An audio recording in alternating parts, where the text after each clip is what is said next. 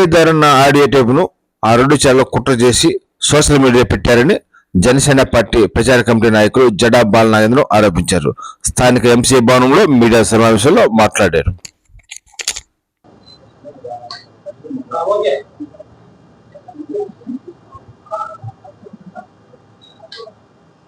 ఓకేనా?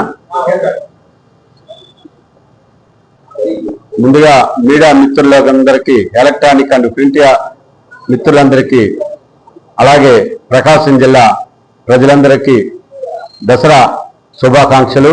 పవన్ కళ్యాణ్ గారి అభిమానులకు, బాలినేని అభిమానులకు దసరా శుభాకాంక్షలు తెలియజేస్తున్నాను. ఆ దుర్గమ్మ తల్లి ప్రకాశం జిల్లా ప్రజలందరినీ మంచిగా చూడాలని కోరుకుంటున్నాను. ఈరోజు పత్రికా సమావేశం ముఖ్య ఉద్దేశం ఏమిటంటే, గత 2 రోజుల నుంచి నా ఆడియో అన్ని సోషల్ మీడియాలో హల్చల్ చేస్తూ ఉంది. ఐనన్ మీడియా సంస్థ వాళ్ళు పనిగట్టుకొని ఒక బీసీ సామాజిక వర్గానికి చెందినటువంటి నేను నా ఎదుగుదలను చూడలేక ఆ సంస్థ, ఆ చెప్పిన విలేకరి ఓసీ సామాజిక వర్గం వాళ్ళు కావాలనే నా మీద వ్యక్తిగతంగా కక్ష కట్టి అటువంటి దుర్మార్గమైన కుట్ర పన్నారు. ఆ వీడియోలో మాటలు నావైతే కాదు, అది A1 మోడ్లో పెట్టి వక్రీకరించి చేశారు. ఆర్టిఫిషియల్ గా చేసిన మాటలు అవి. కేవలం ఐరన్ మీడియాలో చదివిన జగదీష్ నన్ను చాలాసార్లు డబ్బులు డిమాండ్ చేశాడు. మందు కావాలి పార్టీకి. నేను నాకు హెల్త్ ఇష్యూస్ ఉన్నాయి, నేను తర్వాత చూస్తానని చెప్పాను. కేవలం మందు పార్టీలకు డబ్బులు ఇవ్వలేదని అతను నా మీద ఈ ప్రచారం చేశాడు. అదైతే నా వాయిస్ కాదు, నేను మీ అందరికీ తెలియజేస్తున్నాను. అతను మందు తాగండి, మీడియా ముందు మాట్లాడలేడు. 3 పెగ్గులు పరండి, మీడియా ముందు మాట్లాడలేని జగదీష్ నా వాయిస్ రికార్డు కావాలనే అదే రోజు బాలినేని శ్రీనివాసరెడ్డి గారు ఒంగోలులో ఉన్న రోజునే కావాలనే రిలీజ్ చేయటం. బాలినేని శ్రీనివాసరెడ్డి గారికి నాకు విభేదాలు సృష్టించాలనే ఉద్దేశంతోనే జగదీష్ అనే వ్యక్తి ఐనన్ మీడియా తరపున మద్యం తాగిన మత్తులో ఎవరో ఇచ్చిన మద్యం బాటిళ్ళకి డబ్బులకి అమ్ముడు పోయి ఈ పని చేశాడని నేను ఆరోపిస్తున్నాను. నేను ఆ రోజు కూడా ఆడియో రిలీజ్ చేసిన రోజు కూడా అదే 5 గంటలకి 4 గంటలకు ఎప్పుడు ఇచ్చారంట. నేను మీ అందరికి కూడా చాలా మంది తెలుసు, బాల్య నివాసంలోనే ఉన్నాను. ఆ రోజు కూడా ఓజీ సినిమా టికెట్ల విషయంలో బాలినేని శ్రీనివాసరెడ్డి గారు నాకు ఒక బాధ్యత ఇచ్చారు. జనసేన నాయకులకి, పవన్ కళ్యాణ్ అభిమానులకి అందరికి కూడా సినిమా టికెట్లు అందే విధంగా చూడమని నాకు ఆ బాధ్యత అప్పచెప్తే నేను ఆ బాధ్యతలో నిమగ్నమై ఉన్నాను. ఆ టైంలో రికార్డు వచ్చింది. నాకు చాలా మంది ఫోన్ చేసి చెప్పినా నేను లైట్గా తీసుకున్నాను. అదేవిధంగా పక్క రూమ్లో ఉన్న బాలినేని శ్రీనివాసరెడ్డి గారికి, ప్రణీత్ రెడ్డి గారికి చూపించారు. ఇది నమ్మశక్యంగా ఉంది, ఇది బాలనాగేంద్ర లైట్గా తీసుకోమని చెప్పారు. నేను కూడా చాలా సంతోషపడ్డాను. ఆ రోజు సాయంత్రం 10 గంటల దాకా కూడా నేను వారితో, బాలినేని కుటుంబంతో గడిపాను. అది వారికి తెలుసో తెలియదో కానీ నేనైతే ఈ రోజు కూడా బాలినేనితో కానీ వారి కుటుంబంతో కానీ సన్నిహితంగానే ఉంటున్నాను. ఆ రోజున నేను తెల్లారి మరుసటి రోజున ఐనన్ యాజమాన్యం డాక్టర్ సీతారామయ్యకి తెలియపరచడం జరిగింది. నేను మాట్లాడి మందలిస్తాను బాలనాగేంద్ర అన్నాడు డాక్టర్ సీతారామయ్య. మాట్లాడిన తర్వాత మళ్ళీ ఇంకొకటి రిలీజ్ చేశాడు. సాయంత్రం 7 గంటలకి చేశాడు. మళ్ళీ డాక్టర్ గారికి చెప్పా, వాడు నా మాట వింటలేదు నాగేంద్ర, వాడు నన్నే బ్లాక్మెయిల్ చేసే పరిస్థితిలోకి వచ్చాడు అన్నాడు. నిన్నేం బ్లాక్మెయిల్ చేస్తా డాక్టర్ గారు అని అడిగా. నా వార్త విని మీ హాస్పిటల్ ఎంత హాస్పిటల్ పబ్లిసిటీ వస్తుంది, నా వార్త నా వాయిస్ వల్ల ఐనైన్ వచ్చే వార్తల వల్ల మీ హాస్పిటల్ ఎంత పబ్లిసిటీ జరుగుతుంది, నువ్వు నన్ను మందలిస్తావేంటి బాలనాగేంద్ర విషయంలో అన్నాడు. డాక్టర్నే బ్లాక్మెయిల్ చేసే పరిస్థితిలోకి జగదీష్ వచ్చాడు. ఎండి అతను వాళ్ళ భార్య పేరు మీద ఉండి, భార్య అయినా భర్త అయినా వాళ్ళిద్దరూ ఒకటే, డాక్టర్ గారిని బ్యాంకీలో నీ మీద కుంభకోణాలు జరగట్లేదా, జాయింట్ కలెక్టర్ దగ్గర నీ ఎన్ని లేవు అని ఆయన బెదిరిస్తున్నాడు. అలాగే ఒంగోలులో ఉన్న కేబుల్ అన్నిటినీ నీ గుప్పిట్లో పెట్టుకొని నువ్వు మాఫియా నడపలేదా, నేనేమో నీకు ఎప్పుడైనా చదివానా, నిన్ను ఎప్పుడైనా డిస్కషన్ చేశానా అని అడిగాడంట. అలాగే హాస్పిటల్లో పేదలు లేదు పెద్దోళ్ళు లేదు, నీ ఇష్టారాజ్యంగా బిల్లులు వేసి పంపిస్తున్నావు, ఏమైనా నేను అడిగానా అని మద్యం కళ్ళు తాగిన కోతి రూపంలో మద్యం మత్తులో మాట్లాడుతా ఉన్నాడు. నాకు కూడా వార్నింగ్లు పంపించాడు. మన ఈ మధ్య 2-3 రౌడీలతో వార్నింగ్లు పంపించాడు. బాలనాగేంద్ర సీతారామయ్య ద్వారా నాకు మందలిస్తున్నాడు, తీసేయమంటున్నాడు అని నాకు వార్నింగ్లు ఇప్పించాడు. నేను ఇవాళ ప్రెస్ మీట్ పెట్టడానికి కారణం కూడా అదే. 2 రోజులు బట్టా నాకు రౌడీ మూకలతో వార్నింగ్ ఇప్పిస్తున్నాడు. నాకు జగదీష్ అనే వ్యక్తితో ప్రాణహాని ఉంది, అతను మద్యం మత్తులో ఏం చేస్తాడో అని మీ ద్వారా తెలియజేస్తున్నా. అలాగే ఇంకొక ఛానల్ అతను చేశాడు, కిరణ్, వాడు చిన్నప్పటి నుంచి నా శిష్యుడు, కాలేజీలో నా జూనియరు. అతని సమస్యలు అతను ఉన్నాయి. ఎప్పుడు ఏ నాయకుడు ఉంటే ఆ నాయకుడి దగ్గర భజన చేస్తా తిరుగుతుంటాడు. అతను వేసాడు ఒకసారి, నేను మాట్లాడా, కిరణ్ ఏందమ్మా ఇది సంస్కారమా అని అడుగుయా, ఆపేశాడు.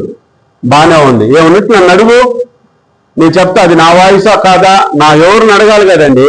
ఇప్పుడు ఎవరు నేను గిట్టని వాళ్ళు చేస్తారు, పత్రికా ధర్మం ఏంది, మీడియా ధర్మం ఏంది, ఇట్లా వచ్చిందండి మీ మీద, ఇది వాస్తవం కాదా మీరు చెప్పండి అని అడుగుతారు, వివరణ ఇస్తారు.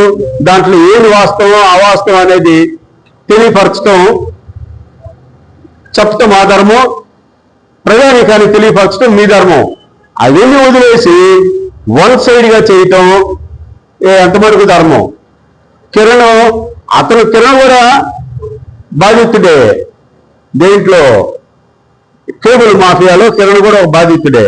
కిరణ్ కూడా మర్చిపోయి మమ్మల్ని కూడా బదనాం చేస్తా ఉంటే ఎట్లా? మీడియాలో అందరూ మనుషులే, ఫస్ట్ ఆఫ్ ఆల్ అందరూ మనుషులే. బతకటానికి లేదంటే ఎవరి ఇష్టానుసారం ఎవరి ఆలోచన ప్రకారం తలా అవతారం ఎత్తాం. కొంతమంది ఉద్యోగం చేస్తారు, చదువుకున్న తర్వాత కొంతమంది రాజకీయాలు చేస్తారు, కొంతమంది ప్రొఫెషన్ ఎత్తుకుంటారు, కొంతమంది మీడియా ఎత్తుకుంటారు. ఈ రకరకాలుగా సమాజంలో బతుకుతారు. అంతేగాని ఒకరిని బ్లాక్మెయిల్ చేసి ఇట్లా బతకాలనుకోవటం అది మంచి పద్ధతి కాదు. దాన్ని నేను తీవ్రంగా ఖండిస్తున్నాను. బాలినేని శ్రీనివాసరెడ్డి గారికి నాకు గ్యాప్ తేవాలి. పవన్ కళ్యాణ్ గారు మొదటి వారంలో వస్తున్నారని బాలినేని శ్రీనివాసరెడ్డి గారు చెప్పారు. దానిలో భాగంగా బాలినేని శ్రీనివాసరెడ్డి గారు నాకు కొన్ని బాధ్యతలు చెప్పారు. జిల్లాలో అందరిని కోఆర్డినేట్ చేసి పవన్ కళ్యాణ్ ప్రోగ్రాన్ని మనము హైలైట్ చేయాలి అనే బాధ్యతలు చెప్పారు. అది తెలుసుకున్న ఈ పెద్ద మనిషి జగదీష్ నన్ను ఎట్టా దూరం చేయాలి అనే ఉద్దేశంతో ఈ వార్త వదిలేడు. సాయంత్రానికి పవన్ కళ్యాణ్ ప్రోగ్రామ్ని ఏ విధంగా డిస్టర్బెన్స్ చేయాలి, జనసేనలో ఏ విధంగా పెట్టాలి తగాదలు అని నాతో ఆ వాయిస్లో ఉన్న రెండో వ్యక్తి చిట్టిం ప్రసాద్ నేను చిన్ననాటి స్నేహితులము. అతను ఇప్పుడు ఏఎంసీ వైస్ చైర్మన్ గా నియమితులయ్యారు. అతనే నన్ను జనసేన పార్టీలోకి తీసుకొని వెళ్ళారు, రియాజ్ దగ్గరికి తీసుకొని వెళ్ళారు. వెంటనే వాళ్ళిద్దరు కలిసి బాగా యాక్టివ్ గా పనిచేస్తాడని జనసేన పార్టీ జిల్లా ప్రచార కమిటీ కోఆర్డినేటర్ గా రియాజ్ ఆ రోజు అపాయింట్ చేయించారు. నేను పనిచేశా, కూటమికి అనుకూలంగానే పనిచేశా. తర్వాత ఎలక్షన్ అయిన తర్వాత పరిణామాల్లో నాగబాబు గారు బాలినేని శ్రీనివాసరెడ్డి గారు వస్తున్నారు, బాలినేని శ్రీనివాసరెడ్డి గారితో నువ్వు ఫాలో అవ్వు, మన జిల్లా ప్రకాశం జిల్లా బలోపేతం అవుద్ది బాలినేని శ్రీనివాసరెడ్డి గారి ద్వారా నువ్వు కూడా బాల్యంతో కలిసి పనిచేయి అని చెప్పారు. నేను ఆ క్రమంలో బాల్యంతో ప్రకాశం జిల్లాలో అందరికన్నా ముందుగా బాల్యం శ్రీనివాసరెడ్డి గారితో మాట్లాడుతూ స్వాగతించడం, వారి చేరే రోజు నుంచి సంబరాలైతేవి ఆయన మీద ఎవరేం మాట్లాడినా కూడా నేను భుజం వేసుకొని కన్ను రెప్ప వాళ్ళకుండా నేను మాట్లాడుతూ ఉన్నాను. ఇవన్నీ కడుపులో ఉంచుకొని నేను బాల్యం శ్రీనివాసరెడ్డికి ఎక్కడ దగ్గర అవుతానని బీసీ సామాజిక వర్గానికి చెందిన, అందుట్లో యాదవులకు సామాజిక, ప్రకాశం జిల్లాలో యాదవులు ఎక్కువ, యాదవులు రాజకీయంగా ముందుకు పోకూడదని ఉద్దేశంతో జనసేన పార్టీలో అతను కొంతమంది దగ్గర లోపాయికార ఒప్పందం చేసుకొని ఈ పనులు చేశాడు. ఇది పూర్తిగా ఖండిస్తున్నాను. నేను గతంలో 7 ఏళ్ళనాడు నాకు హెల్త్ ఇష్యూస్ వచ్చినాయి. అది మీ అందరికి కూడా తెలుసు. హెల్త్ ఇష్యూస్ వచ్చినప్పుడు ఒక వారం రోజులు నేను వెళ్ళనప్పుడు 2 ప్రెస్ మీట్లు జరిగినాయి. మీ అందరికి కూడా తెలుసు. ఆ 2 ప్రెస్ మీట్లకి నేను పోనప్పుడు మీ మీడియా మిత్రులు కూడా అడిగారు నాకు హెల్త్ ఇష్యూస్ ఉన్నాయి అన్న. ఆ తర్వాత హెల్త్ ఇష్యూస్ వల్ల నేను పోనప్పుడు కొంతమంది వ్యక్తులు బాల్యేని ప్రణీత్ రెడ్డి దగ్గర చేరి నా మీద చాడీలు చెప్పటం, వాళ్ళు ఇన్వాల్వ్ అవటం జరిగింది. తర్వాత నా మిత్రులు ఒంగోలు ఎంపీపీ, ప్రస్తుతం ఒంగోలు ఎంపీ పైన మల్లికార్జున రెడ్డి గారు, కర్వాది సొసైటీ ప్రెసిడెంట్ వాకా కృష్ణారెడ్డి గారు, బదులూరుపాలెం నాయకులు సోము గారు, వీళ్ళ ముగ్గురు నన్ను బాల్యం శ్రీనివాసరెడ్డి గారి దగ్గర తీసుకొని పోయి మాట్లాడించడం జరిగింది. బాలా నువ్వు ఎందుకు దూరంగా ఉంటున్నావు, నువ్వు ఎందుకు వెలిగావు మా మీద అన్నాడు. అనా ప్రెస్ మీట్లో మొదటి నుంచి నీ విషయాలు నేనే కదా అన్ని చూస్తుంది, ఈ 2 ప్రెస్ మీట్లు నాకెందుకు చెప్పలేదు, నేను అక్కడ బాధపడ్డానన్నా, అంతకు మించి ఏమి లేదు నీ మధ్య నా మధ్య అన్న. ఆయన వెంటనే వాళ్ళ ఆఫీస్ స్టాఫ్కి ఫోన్ చేసి జరిగినవన్నీ తెలుసుకున్నాడు. తెలుసుకున్న తర్వాత ఆఫీస్ స్టాఫ్ కొంతమంది వ్యక్తులు చెప్పారు సార్, అందుకని మేము వాళ్ళని బాలాకి చెప్పని మాట వాస్తవం సార్ అని చెప్పారు. అప్పుడు వాళ్ళని బాలినేని శ్రీనివాసరెడ్డి గారు గట్టిగా మందలిచ్చారు. నా ముందే గట్టిగా మందలిచ్చిన తర్వాత నేను అక్కడితో ఆ విషయం సంతోషపడి అక్కడితో నేను మర్చిపోయి అక్కడి నుంచి కూడా నేను బాలినేని శ్రీనివాసరెడ్డి గారితో ఆ రోజు నుంచి ఈ రోజు దాకా కూడా ఆయన చెప్పే విషయాల్లో అడుగులో అడుగునయ్యి ఈ రోజు కూడా ఆయనతో మనసు విప్పి మాట్లాడుతూ ఉన్నాను. మీరందరూ కూడా తెలుసుకోవాలి, బాలినేని శ్రీనివాసరెడ్డి గారికి నాకు వివాదాలు పెట్టాలని, వారి కుటుంబానికి నన్ను ఎడం చేయాలనుకోవటం వీరి అవివేకం. ఇతనికి ఎందుకు, ఇతను ఉద్యోగం ఇతను చేసుకోవాలి. అయినను జగదీష్ మీ ద్వారా తెలియజేస్తా ఉన్నాను. ఇంకా అందరూ దిగుతారుగా, రాజకీయ నాయకులు అందరితో దిగుతారుగా. మీరు కూడా అందరూ అంటే వేరే అని కాదు, తాగేవాళ్ళు తాగుతుంటారు. ఈ ఎదవ పనులు ఎవరు చేయలేదే జగదీష్ తప్పితే. ఏమండి, నా వాయిస్ కాదు అది, A1 మోడ్లో పెట్టి చేసాడు. ఫోన్ వాయిస్ నాది కాదు, ఫోన్ వాయిస్ అది కాదు. అప్పటికప్పటికి అమ్మా నేను మాట్లాడింది చిట్టు ప్రెస్ చేస్తే నేను ఉదయం కూడా మాట్లాడా. ఈ సబ్జెక్ట్ నేను మాట్లాడలా. ఫోన్లో నేను మాట్లాడింది అది వాయిస్ బయటకు వచ్చిన సబ్జెక్టు సంభాషణ మా ఇద్దరి మధ్య జరగల. నేను ప్రెస్ మీట్ పెడతానంటాం, అది అసలు ఎన్ని కావాలని కల్పితాడు. అది ప్రెస్ మీట్ పెట్టాలంటే నేను ధైర్యంగా పెట్టా. ఇప్పుడు ఎట్లా పెట్టాను, ఇప్పుడు మాట్లాడాను కదా జగదీష్ గురించి, వాళ్ళ యాజమాన్యం గురించి మాట్లాడాను కదా, అలా మాట్లాడే తమ్ము నాకుంది. నేను పెట్టగలను. నాకు నా జోలు వచ్చి నన్ను ఇద్దరు పెట్టిన రోజున అట్టా లోపాయికారిగా చెప్పుకోవాల్సిన అవసరం నాకు లేదు. అసలు నేను నాది మాట్లాడుకోలేదు, నా వాయిస్ కాదు.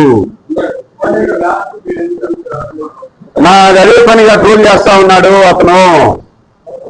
దానికి తోడు 2 రోజుల నాడు కొంతమంది రౌడీల దగ్గరికి పోయాడు.